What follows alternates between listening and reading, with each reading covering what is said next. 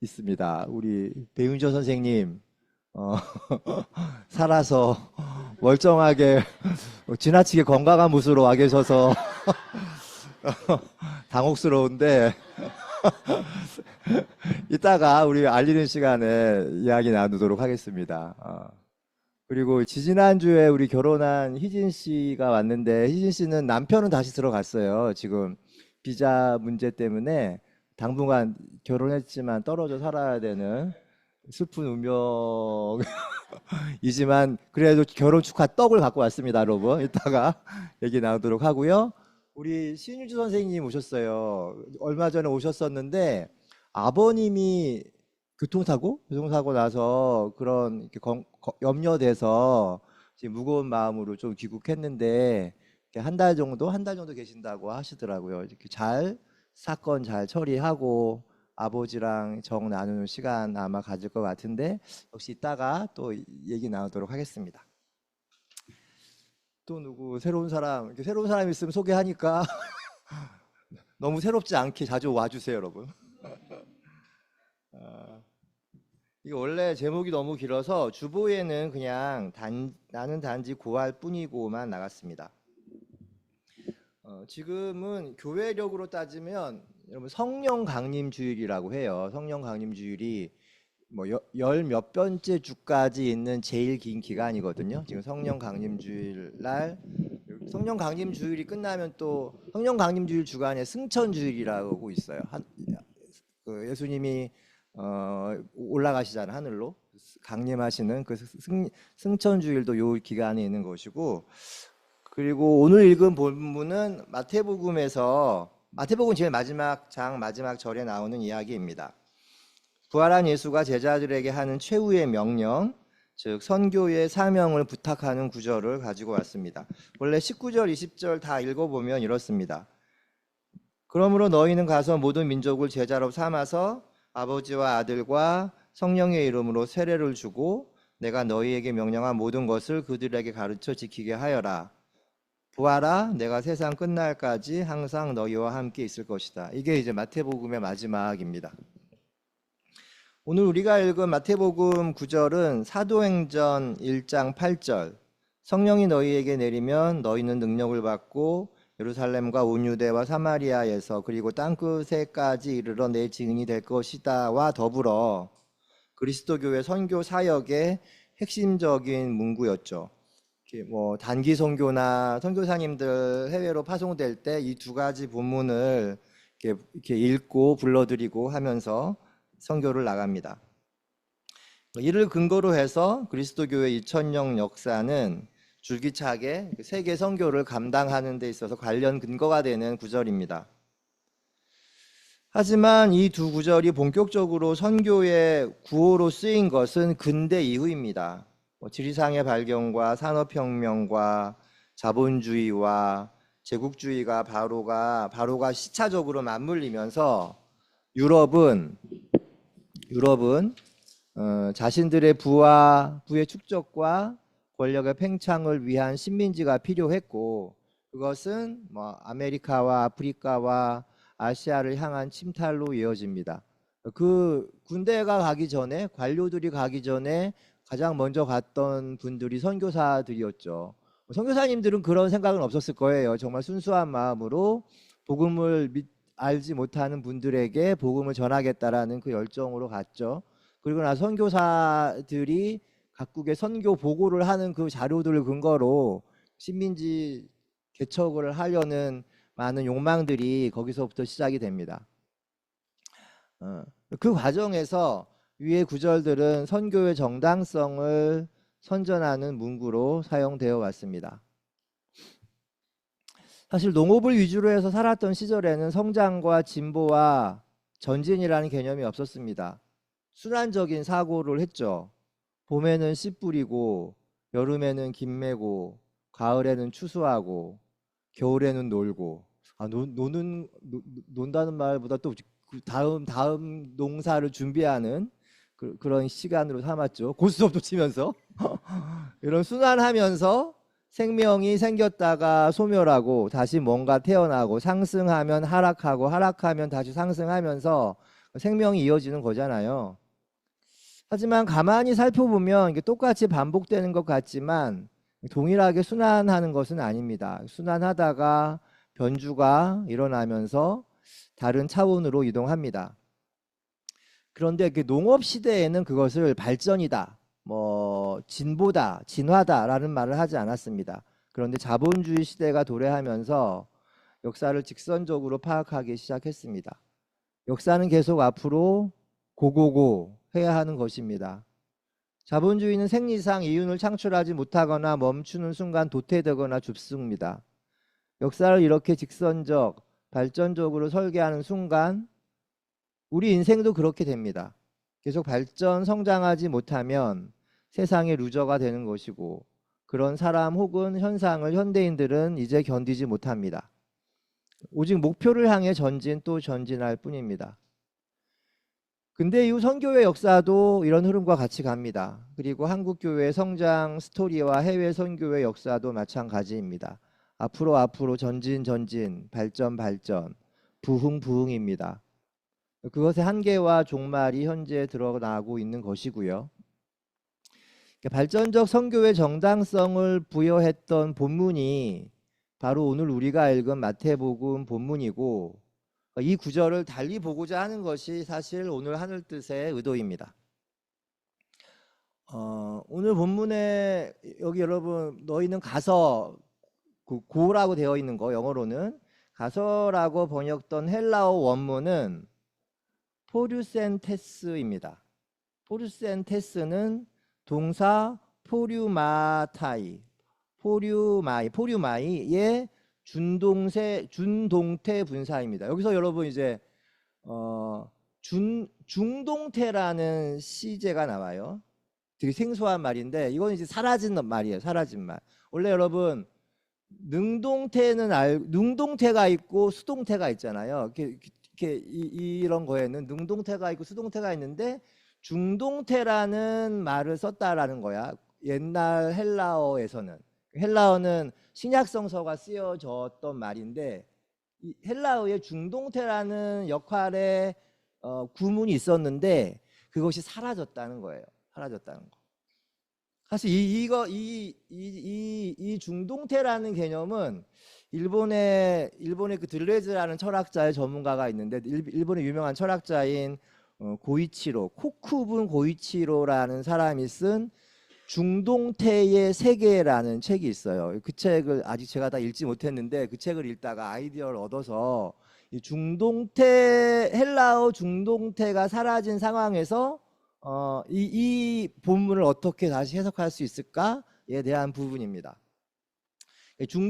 저도 제 생소해요. 중동태가 뭔지 지금 공부해 가는 과정인데 사실 신약성서 학자가 있어야 되는데 김지도 선생님도 안 계시고 김찬 선생님도 계셨으면은 오늘 되게 재밌는 토론이 있을 수도 있었을 텐데 그러니까 이 중동태를 인정하지 않는 학자가 더 많은 거예요. 이거 사라진 말인데 왜 굳이 이거를 중동태적인 해석을 하냐 이런 말을 하는 사람도 있고요. 그러니까 이거는 이제는 중동태라는 말을 안 쓰고 부정과거, 그러니까 과거. 헬라어에는 제1과거, 제2과거, 제3과거가 있어요. 별로 중요한 것 같지는 않은데 별 의미로도 난 별 차이를 못 느끼는데 헬라어 문법상에는 그렇게 하더라고요. 그런데 이 중동태는 부정과거의 한 형태로 지금 남아 현존하고 있다는 것입니다. 다시 그 중동태는 생소한 말인데 고대 그리스어에서는 쓰였으나 지금은 사용하지 않는 구문입니다. 여러분 능동태, 수동태는 여러분 잘 아시죠? 여기 보면은 뭐 편지를 썼다. 능동태면 이거 수동태로 바꾸면은 편지가 그녀에 의해 쓰여졌다. 능동태는 주체적인 뭐 행위의 모습들이 그려져 있다면 수동태는 누군가에 의해서 뭐가 당했다, 되어졌다 이런 느낌이 있는 거죠. 능동태는 주어가 행위를 하는 것이고 수동태는 주어가 행위의 대상입니다. 능동태의 문장 구조가 있고 수동태의 문장 구조는 그렇습니다. 성문 기초영어 제일 처음에 나오는 거죠, 여러분. 성문 기초영어, 기초영문법 이런 거. 우리 때는 맨투맨 이런 거 많이 봤는데 중동태는 능동태와 수동태의 중간쯤인가 라고 저는 생각을 했는데 그것도 사실 아니더라고요. 능동태와 반대 개념입니다. 주어가 행위에 직접적 영향을 받느냐 안 받느냐, 과정의 밖에 있는 그 동사의 과정 밖에 있느냐 안에 있느냐의 문제에 있어서 능동태와 중동태는 대립합니다. 능동태는 주어의 행위가 대상에게 영향을 미치지만 주어 자신에게는 영향을 미치지 않습니다. 주어가 과정의 밖에 있는 것이죠. 하지만 중동태는 다릅니다. 주어가 행위를 했을 때 그 작용을 자신이 받는 것이 중동태입니다. 그런데 이것도 잘못된 표현인 것 같아요. 주어가 행위를 했을 때 그 작용이 자신이 받는지 안 받는지는 중동태는 사실 확실치는 않아. 하지만 확실치 않은 것을 드러내는 게 중동태가 아닐까라는 생각을 해요. 언어학자들에 의하면 그 언어학자들 옛날 고문헌, 고어를 연구하는 언어학자들에 의하면 원래 언어는 사건을 묘사할 뿐 그 행위를 누구에게 귀속시킬 것인지를 따지지 않았다고 해요. 근데 언어가 이렇게 발전하면서 그 말이 이 언어가 발전했다는 말은 여러분 문명이 발전해야 하고 역사가 쓰여지기 시작했다는 거잖아요. 역사가 쓰여지고 문명이 발전했다고 하면 어떤 하이어라키 지배자와 피지배 관계가 성립이 되고 지배자의 주체의 행위의 주인이 누구인지를 밝혀야 되고 행위의 대상이 누구인지를 밝혀야 되고 이런 것들이 이제 언어가 문명이 발전하고 역사가 발전하면서 언어 안에 그런 세팅들이 만들어져야 되는 거죠. 그러면서 굉장히 다양한 애매한 형태들이 능동태다, 수동태다라는 것으로 굳어지기 시작했다는 거예요. 능동과 수동은 동사의 주체성과 행위의 귀소성이 뚜렷하게 드러납니다. 점점 역사가 진행되면서 행위를 행위자에게 귀속시키는 경향이 발전했고 이 말은 인간의 의지와 책임을 강조하게 되었다는 말이기도 합니다. 왜냐하면 그 계급의 분화들이 일어나고 계급에 따른 역할, 기대들이 등장하면서 그런 거죠. 그 과정에서 애매했던 이 중동태가 사라졌다. 고 이제 그 저자는 말하는 거죠. 주체와 객체, 주인과 노예, 능동과 수동의 개념이 역사가 발전하면서 비로소 뚜렷하게 구획되고 구별되기 시작했습니다. 그래서 애초 모호하고 말랑말랑하고 느슨했던 누군가의 행위와 그것이 일으키는 효과는 굉장히 분명해지기 시작했다는 것이죠. 이는 모든 행위와 사건의 주체의 의지가 있고 있어야 함을 전제합니다. 여기서부터 이제 의문점이 시작돼요. 하지만 여러분 곰곰이 생각해 보십시오. 모든 행위와 사건에는 반드시 누군가의 의지가 서려 있는 것입니까? 라고 물었을 때 뭐 그런 것 같기도 하고 안 그런 것 같기도 하고 이거는 한국어와 영어를 비교하면 좀 실마리가 풀리는 것 같기도 해요. 보통 여러분 오래된 사람들, 오래된 친구들을 만났을 때 요즘 어떻게 지내니? 이렇게 묻잖아요. 영어도 마찬가지예요. How are you? 라고 묻습니다. 그런데 영어에서 말하는 How are you는 저같이 영어를 우리는 모국어가 아니니까 한국에서 영어를 배울 때 How are you? 이렇게 하잖아요. 미국에 가서 미국 애들이 나한테 How are you?라고 하더라고요. 느낌이 달라. How are you? 우리는 그냥 어떻게 지내니? 라고 했을 때 그냥 너의 지금 상황이 어떠니? 기분이 어떠니? 뭐 요즘 뭐 일은 잘 돼가니? 이런 거잖아요. 거기에 사실 나라는 개념은 사실 희미하거든요. 내가 어떻게 지내니? 이거보다는 대충 뭐 느슨한 거야. 우리 말에 어떻게 지내니? 이거는. 영어는 내가 다 가서 How are you? 그러는 거예요. 나한테. 내가 어떻게 돼야 될 것 같은 느낌이 들어. 내가 어떻게 지내야 될 것 같은? 그러니까 you라는 액센트의 강조가 있는 거를 전 느꼈어요. 제가 모국어가 아니기 때문에 그런 거야. 우리나라에서 어떻게 지내는 대충 두리뭉실하게 어떻게 지내는 것을 말해도 될 것 같은데 영어에서 how are you 하니까 you 어떻게 지내? 그러니까 굉장히 약간 뭔가 분명하게 말을 해야 될 것 같고, 뭔가 책임감 있고 뭐가 의지에 찬 가열차게 나아가 어떻게 지내고 있는 것을 말해야 될 것 같은 느낌이 들었어요. 영어가 모국어가 아닌 제가 듣기에 영어는 그러니까 맥락보다는 주어의 액센트가 있습니다. 한국어는 주어보다는 그 어떤 동사, 어떤 분위기, 너가 어떻게 지내라는 그 전체적인 상황, 뭐 이런 것에 방점이 있죠. 이 말은 그러니까 우리나라 말은 주체 나보다는 사건, 상황 이런 거에 관심이 많다는 거예요. 이 부분이 한국어를 영어로 번역할 때 발생하는 어려움의 근원이 아닐까 싶습니다. 그래서 예를 들면 우리나라 내가 모국어가 한국어인 사람이 이거를 영어로 번역하는 건 어렵지 않아요. 어렵죠. 어렵지. 물론 어려운데 그냥 이해가 돼. 그런데 1.5세 한 10살 때 이게 10살 때 미국 간 친구들은 한국말도 조금 하고 영어는 더 잘하죠. 한국말의 버케블러리가 초등학교 요때 머물러 있는 애들이니까. 근데 보통 이런 작업을 할 때 예를 들어서 안병무 선생님의 민중신학 이야기를 영어로 얼마 전에 번역했거든요. 몇 년 전에.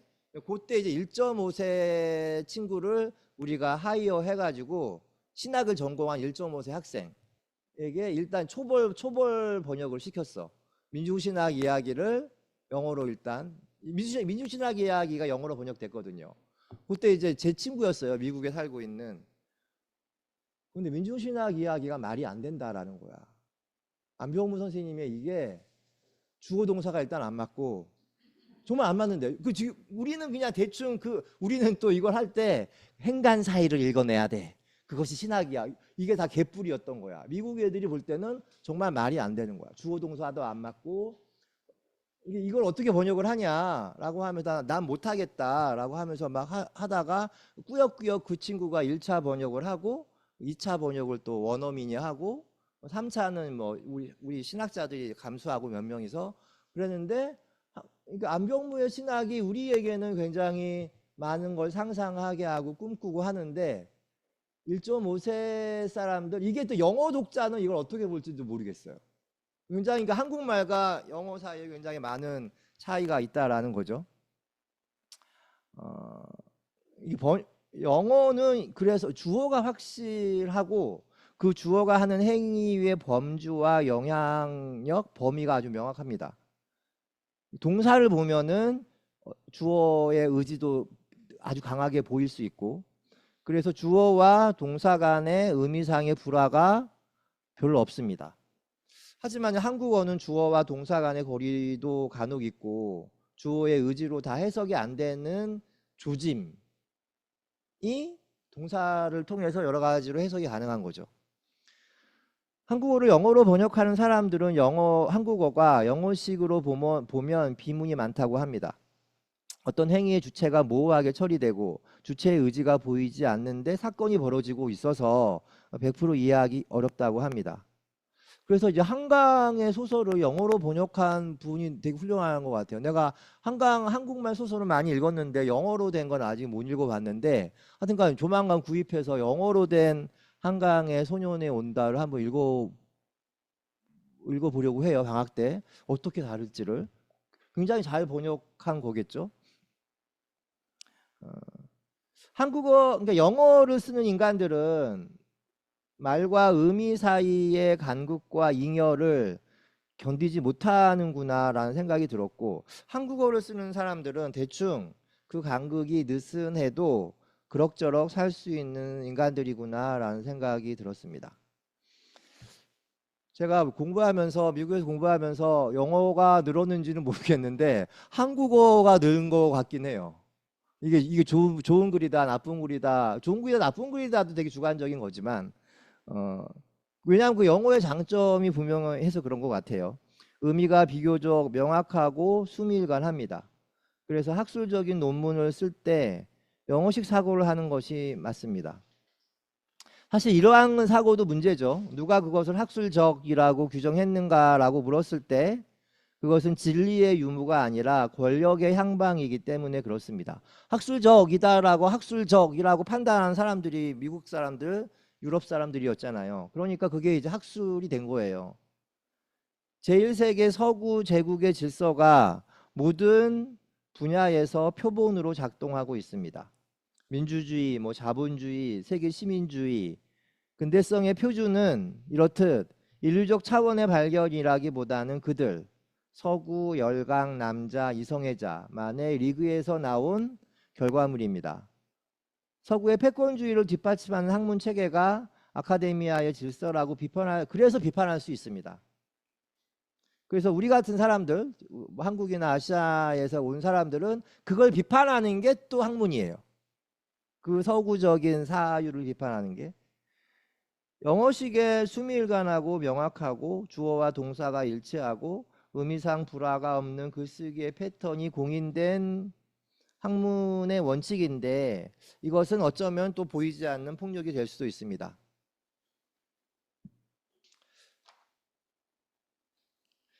지금까지 인생을 살아오면서 나의 의지와 생각과 상관없이 발생하는 일들이 분명히 있었는데도 우리는 이미 벌어진 사건의 주체와 사건의 의미를 찾고 누군가의 의지로 인한 결과이고 그것에 책임을 묻습니다. 하지만 그것으로 설명되지 않는 것이 너무나도 많습니다. 정신분석가 락강은 이런 논리적 정합주의에 반대하여 나는 내가 말하지 않은 곳에 존재한다 라는 말을 했던 것 같습니다. 저는 신학의 언어가 그리고 한백의 하늘뜻 나누기가 말과 사건 사이 간극과 의심을 채우는 것이 아니라 계속 물음을 던지는 것이어야 한다고 봅니다. 그런 면에서 중동태적이다라고 말하고 싶어졌습니다. 2014년에 2014년 2월 말에 제가 귀국했는데 한 달 조금 있다가 세월호 사건이 벌어졌어요. 한 달 반 만에. 그때 굉장히 정신없이 광화문 근처를 배회했습니다. 광화문과 삼청동과 청와대로 이어지는 또 청운동 주민센터에서 노숙도 많이 하고 마치 버뮤다 삼각지대를 향해하는 심정으로 돌아다녔습니다. 당시 그때 저는 이런 마음이었습니다. 뭐 그런 게 되게 미안한 마음이 있었던 것 같아요. 이명박 박근혜 정권 시절 고생하는 동지들을 떠나서 유학을 한다는 핑계로 함께하지 못했다는 미안함을 어서 빨리 상쇄해야 한다는 강박과 조급함이 그때 있었어요. 당시 저는 신학함이란 몸으로 체득하는 것이고 신학자란 그리고 목사란 고난과 불의의 현장에서 신적인 것과 조우하는 사람이라고 생각했습니다. 물론 그 신이 어떤 신인지는 사람들마다 다르겠지만 적어도 내가 고백하는 신은 아픔이 있는 곳이 세상의 중심이라고 말하는 신입니다. 그럼에도 불구하고 지금 돌이켜 생각해 보면 저는 신적인 것을 향해 한 발자국도 나가지 못했습니다. 제가 세월호 광장을 걸어다니면서 깨달은 것이 있다면 이것입니다. 신적인 것은 스스로 자신을 드러내는 것입니다. 나의 말과 행위들과 상관없이 말입니다. 한백의 하늘뜻을 쓰는 것도 그렇습니다. 어느 시인은 한 송이 국화꽃을 띄우기 위해서 봄부터 소쪽새는 그렇게 울었나 보다라고 말하지만 저는 한편의 하늘뜻 원고를 쓰기 위해서 머리가 계속 윙윙거립니다. 윈도우가 계속 이제 켜져서 윙윙 거리는 거 있잖아요. 그런 것처럼 책도 읽고 성경도 보고 예전에 어디서 읽었거나 썼던 것을 다시 들추고 영화도 보고 그림도 보고 별짓을 다 합니다. 근데 정작 하늘뜻 원고는 전혀 다른 지점에서 실마리가 풀리면서 쓰여집니다. 어쩌면 성경을 읽고 책을 보고 음악을 듣고 영화와 그림을 보고 하는 시간들은 하늘뜻을 쓰기 위한 준비 과정이 아니라 하늘뜻이 쓰여지기를 기다리는 시간이 아닐까 합니다. 그 시간을 지나다 보면 그 100만 21번, 100만 22번, 100만 23번 계속 그 시간을 지나다 보면 아무런 상관없이 100만 23번째? 네 번째인가? 세 번째죠. 세 번째? 그때 예고치 않게 뭔가가 뚝 떨어지는 것이 있습니다. 저는 그때 그 순간 이스라엘의 만나가 이런 게 아니었을까 생각을 해요. 예전 이스라엘 출애굽 시절에 하늘에서 떨어지는 만나가 이런 것 아니었을까? 꼭 그날 먹을 것만 떨어지잖아요. 하늘뜻 나누기 원고도 딱 그 주 것만 한 3년치께 딱 떨어지면 좋은데 그 주치 한 줌만 떨어집니다. 10년 동안 늘 그랬던 것 같습니다. 그래서 이제는 이렇게 말할 수 있을 것 같습니다. 물론 또 바뀌겠지만 내게 있어 신학을 한다는 것은, 내게 있어 한백에서 하늘 뜻을 전한다는 것은 능동과 수동의 세계가 아니라 지금은 사라진 이 중동태의 세계로 들어가는 것이 아닐까 하는 것입니다. 모든 사건과 현상에는 원인과 책임이 있고 그것들 사이에는 주인과 노예의 관계가 지배한다는 세상의 공리를 거스르는 것이 중동태의 세계입니다. 저는 한백에서 하늘 뜻 표기를 하면서 원고를 작성해 여러분들에게 내놓는 일을 하지만 그 하늘 뜻이 나의 것으로 한정될 수 없는 것임을 깨닫습니다. 편의상 저는 담임 목사로 하늘 뜻을 전하는 사람으로 인식되겠지만 실제로 하늘 뜻 원고를 작성하는 과정에서 원고를 쓸 저는 다종의 다성의 이상철입니다. 저는 원고를 쓰면서 하나의 주체가 아닌 분열된 주체로 존재한다는 사실을 깨닫습니다. 물론 노트북의 키보드는 제가 치지만 제가 한 7, 8년 전까지 귀국하고 나서도 2, 3년 동안은 그 설교를 쓸 때만큼 그 연필로 썼어요. 연필 5자루를 잘라가지고 설교도 또 이면지에다 써야 잘 써져. 그 세종이가 이면지에다가 이면지에서 이렇게 썼어요. 손으로 정말 지우개 지워가면서. 그때는 정말 내가 쓰는 것 같아. 내가 연필로 쓰니까. 근데 그게 저장도 안 되고 또 쳐야 되고 하니까 어느 순간부터 이제 한 내가 취임하고 한 1, 2년 지나면서부터는 노트북을 다른 모든 글은 그 노트북을 치지만 설교 쓸 때까지만 해도 이거 된 지가 10년 안 돼요. 한 7, 8년 전부터. 그때는 내가 쓰는 것 같았거든요. 근데 노트북을 하면서부터는 이게 내가 쓰는 건가? 왜냐하면은 내가 쓴 저 글이 내 생각이 아니거든요. 근데 연필로 쓸 때는 내 생각 같아. 괜히 느낌이 지우기로 막 지우고 또 다시 쓰니까. 그런데 노트북 쓸 때는 이게 내가 생각하기 저게 맞나라는 생각을 늘 해서 괴로웠어요. 지금도 완벽하게 해소된 건 아니지만. 어디까지 읽었죠 지금? 왜냐하면 노트북에 찍히는 활자를 볼 때마다 내가 원했던 문장이 저것이 아닌데 하면서 매번 불화를 경험하기 때문입니다. 이런 저에게 의지와 책임을 말하는 능동태의 세계는 어울리지 않습니다. 그렇다고 수동적으로 제가 끌려다니는 것도 아닙니다. 마냥 아무것도 안 하면서 누군가가 베푸는 구원의 손길만을 기다리지도 않는다는 말입니다. 이런 과정을 거쳐 어떤 하늘뜻이 완성되었을 때, 그리고 하늘뜻이 한백에서 여러 사람들과 여러분들의 참여를 통해 나누어지고 완성되어질 때 그 하늘뜻의 주체를 이상철이라고 과연 단정 지을 수 있을까? 과연 저는 시종일관 하나의 의지로 어떤 투철한 섭리에 의해 하늘뜻을 완성한 것일까요? 10년 동안 200편이 넘는 하늘뜻 원고를 썼다지만 지금 돌이켜보니 저는 아무것도 쓰지 않은 것 같습니다. 이렇게 표현하는 것이 맞을 것 같아요. 그래서 하늘뜻은 단지 쓰여질 뿐이다. 매번 그렇게 저의 의도와 의지와 상관없이 쓰여지는 하늘뜻이 생경하고 놀라울 따름입니다. 이와 동시에 하늘뜻이 펑크가 안 난 것도 너무나 감사하고 신기할 뿐입니다. 이것이 제가 하는 신앙 고백이라면 신앙 고백이고 그것이 제 식으로 말하면 은혜라면 은혜가 아닐까 싶습니다. 이렇게 길게 말을 하는 이유는 다시 오늘 본문으로 돌아가서 제가 이런 생각을 할 수 있었던 계기는 그 중동태 때문입니다. 능동과 수동이 아닌 지금은 쓰이지 않는 중동태에 대한 상상을 하다가 여기까지 왔습니다.